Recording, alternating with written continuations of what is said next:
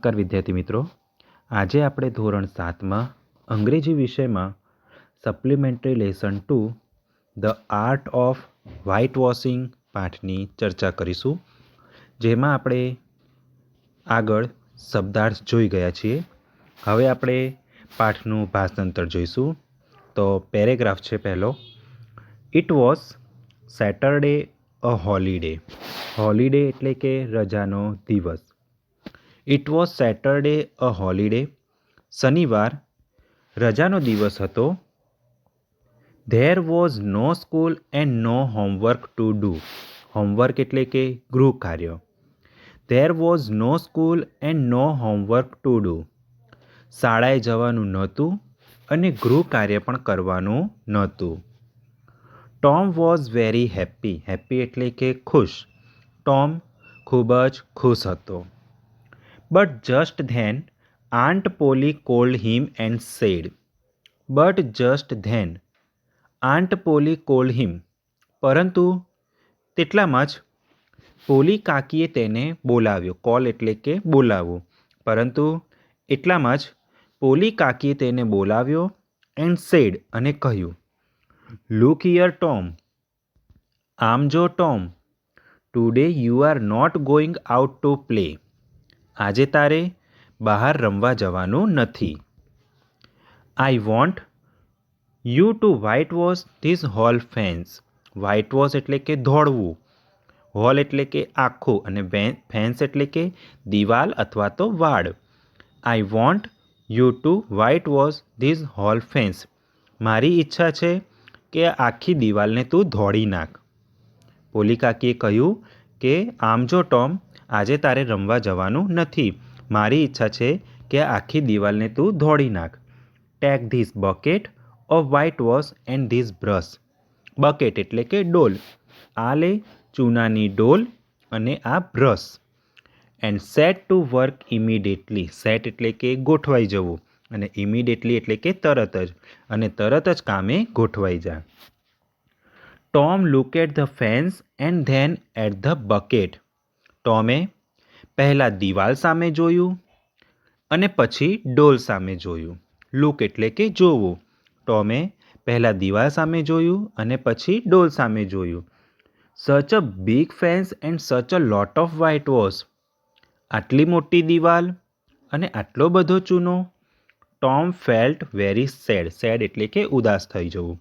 Tom ખૂબ જ ઉદાસ થઈ ગયો. Suddenly a brilliant idea came to his mind. Suddenly એટલે કે અચાનક. બ્રિલિયન્ટ એટલે કે તેજસ્વી અને આઈડિયા એટલે કે વિચાર. Suddenly a brilliant idea came to his mind. અચાનક તેના મગજમાં એક તેજસ્વી વિચાર આવ્યો. He took up his brush and started the work silently. Silently એટલે કે શાંતિથી. તેણે તેનો બ્રશ લીધો અને શાંતિથી કામ શરૂ કર્યું. સૂન હી સો બેન કમિંગ ધેટ વે. સૂન એટલે કે થોડીક વારમાં. થોડીક વારમાં તેણે બેનને પોતાની તરફ આવતો જોયો. સૂન હી સો બેન કમિંગ ધેટ વે. થોડીક વારમાં તેણે બેનને પોતાની તરફ આવતો જોયો. Ben had a nice red apple in his hand. બેનના હાથમાં એક સરસ મજાનું લાલ સફરજન હતું. Tom's mouth watered but the continue to white wash. Continue એટલે કે ચાલુ રાખવું. Thomas mouth વોટર્ડ. ટોમના મોઢામાં પાણી આવી ગયું, પરંતુ તેણે દોડવાનું ચાલુ રાખ્યું. Ben wanted to make fun of Tom. He walk up to him and said. Ben wanted to make fun of Tom. Fun એટલે કે મજાક. બેન ટોમની મજાક ઉડાવવા ઈચ્છતો હતો. He walk up to him and said. તે તેની પાસે ગયો અને બોલ્યો, hello Tom, what is this? નમસ્તે ટોમ, આ શું છે? Work even on a holiday. રજાના દિવસે પણ કામ. Work, sad Tom. ટોમે કહ્યું, કામ? What do you call work? તું કોને કામ કહે છે? Why isn't that work? Ask Ben with a smile. બેને હસતા હસતા કહ્યું, આ કામ નથી તો શું છે? Tom return to his white washing and replied. Tom return to his white washing. Tom પાછો દોડવા લાગ્યો એન્ડ રિપ્લાઇડ અને જવાબ આપ્યો, well maybe it is, maybe it is not. Well એટલે કે સારું, સારું તે કામ હોય કે કામ ન હોય. All I know is that it delights Tom Sawyer. All I know હું એટલું જ જાણું છું, that it delights Tom Sawyer. Delight એટલે કે આનંદ આપવું. હું એટલું જ જાણું છું કે આ કામ ટોમ સોયરને આનંદ આપે છે. Tom carefully swept his brush like an artist. Carefully એટલે કે ધ્યાનપૂર્વક, કાળજીપૂર્વક. સ્વેપ્ટ એટલે કે ફેરવવું અને આર્ટિસ્ટ એટલે કે કલાકાર. ટોમ એક કલાકારની જેમ ધ્યાનપૂર્વક બ્રશને ફેરવતો હતો. Then he step back and look at the paint. પછી, ધેન એટલે કે પછી, હી સ્ટેપ બેક તે થોડો પાછળ ખસ્યો and look at the paint. Paint એટલે કે ધોળ. પછી તે થોડોક પાછળ ખસ્યો અને ધોળ સામે જોયું. He added a touch here and a touch there. તેણે એક બ્રશ આમ અડાડ્યો અને એક બ્રશ તેમ અડાડ્યો. બેન વોચ ઓલ ધીસ. બેન આ બધું જ જોઈ રહ્યો હતો. He was gating more and more interested. Interest એટલે કે રસ પડવો. તેને તેમાં વધુ ને વધુ રસ પડતો ગયો. At last he said. અંતમાં તેણે કહ્યું, Tom may I white wash a little. Tom શું હું થોડુંક ધોળી શકું છું? No no he said. તેણે કહ્યું, ના ના, Aunt Polly is very particular about this fence. Particular એટલે કે ચોક્કસ. Aunt Polly is very particular about this fence. Polly કાકી આ દિવાલ બાબતે ખૂબ જ ચોક્કસ છે. Everybody can not paint the wall the right way. Everybody એટલે કે દરેક જણ આ દિવાલને રાઇટ વે એટલે કે સારી રીતે અથવા તો યોગ્ય રીતે. દરેક જણ આ દિવાલને સારી રીતે ધોળી શકતા નથી. Is that so? આસ્ક બેન ઇન સરપ્રાઇઝ. સરપ્રાઇઝ એટલે કે આશ્ચર્ય. બેને આશ્ચર્યથી કહ્યું, ઇઝ ધેટ સો? તો એમ છે? Tom I will be very careful. Tom હું ખૂબ જ ધ્યાન રાખીશ. Please let me try just a little. મહેરબાની કરી મને થોડુંક પ્રયત્ન કરવા દે. Ben I don't mind. Tom said looking to be very kind. ટોમે તેની સામે જોઈને કહ્યું, બેન આઈ ડોન્ટ માઇન્ડ. બેન મને કંઈ વાંધો નથી. But you don't know aunt Polly. પરંતુ તું પોલી કાકીને જાણતો નથી. She will kill me. Kill એટલે કે મારી નાખવું. તે મને મારી નાખશે.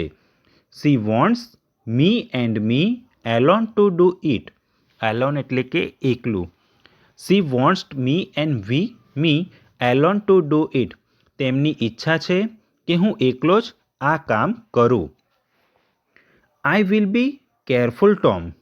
ટોમ હું ખૂબ જ ધ્યાન રાખીશ. Please let me try. મહેરબાની કરી મને પ્રયત્ન કરવા દે. I will give you half my apple. Half એટલે કે અડધું. હું તને મારું અડધો સફરજન આપીશ. નો નો બેન આઈ એમ અફ્રેડ.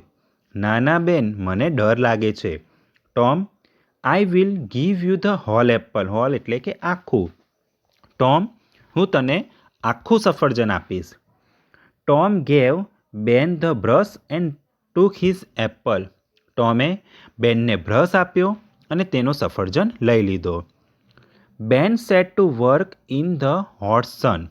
બેન ગરમ તડકામાં કામે ગોઠવાઈ ગયો.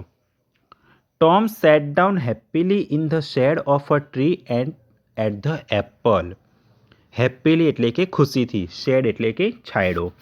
ટોમ ખુશીથી એક ઝાડના છાંયડામાં બેઠો એન્ડ એટ ધ એપલ અને સફરજન ખાવા લાગ્યો. He kept telling Ben again and again. Again and again એટલે કે વારંવાર. તે વારંવાર બેનને કહેતો, Ben look at that part of the fence. Part એટલે કે ભાગ. બેન દિવાલનો પેલો ભાગ જો. You haven't done it rightly, તે બરાબર કર્યો નથી. ડુ ઇટ અગેઇન, તે ફરીથી કર.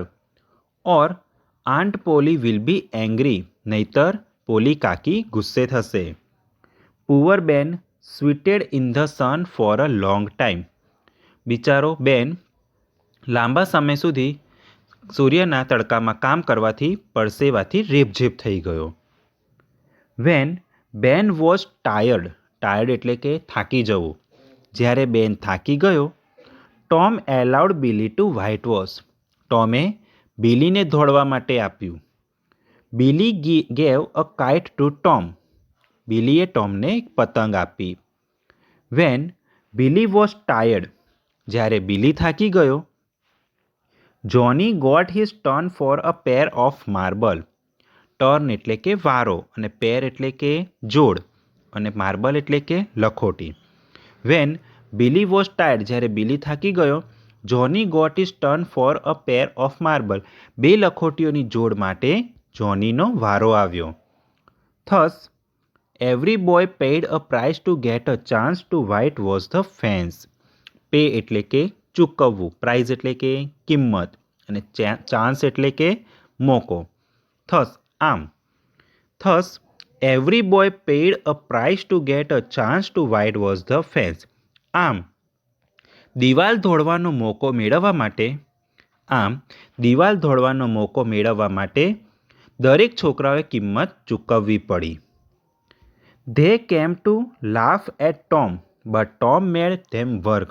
તેઓ ટોમની મજાક ઉડાવવા આવ્યા હતા, પરંતુ ટોમે તેમને જ કામે લગાડી દીધા. By afternoon the white was over. બપોર સુધીમાં ધોળવાનું પૂરું થઈ ગયું હતું. They whitewash the fence 3 times. તેઓએ આખી દિવાલ 3 વખત ધોળી નાખી હતી.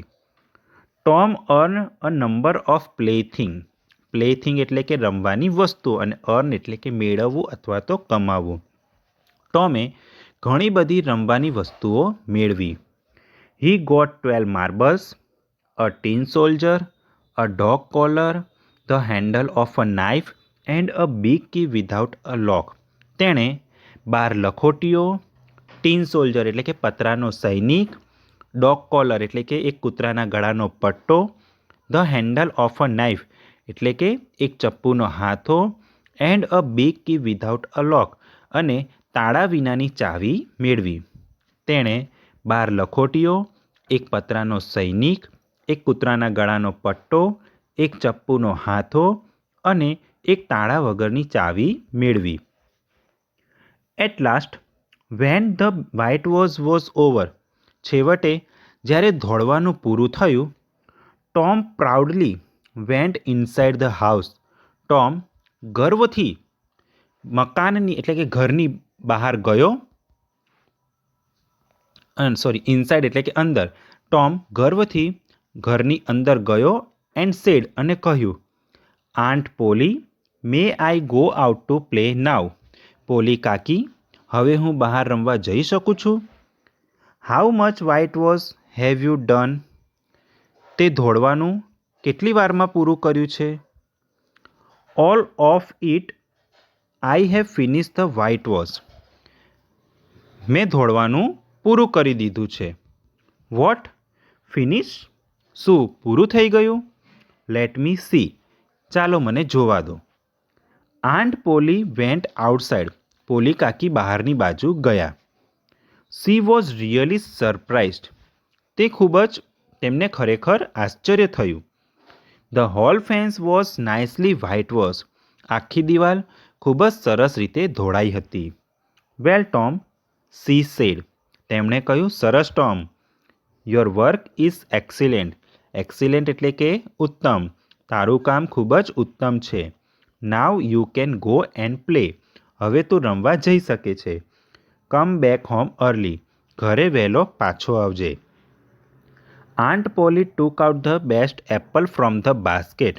પોલી કાકીએ ટોપલીમાંથી એક સરસ મજાનું લાલ સફરજન લીધું and gave it to Tom, અને ટોમને આપ્યું. તો વિદ્યાર્થી મિત્રો, અહીં પાઠનું ભાષાંતર પૂર્ણ થાય છે. નેક્સ્ટ વિડીયોમાં આપણે પ્રશ્નોના જવાબની ચર્ચા કરીશું. તો હોમવર્કમાં તમારે ભાષાંતર સમજવાનું છે. ધન્યવાદ.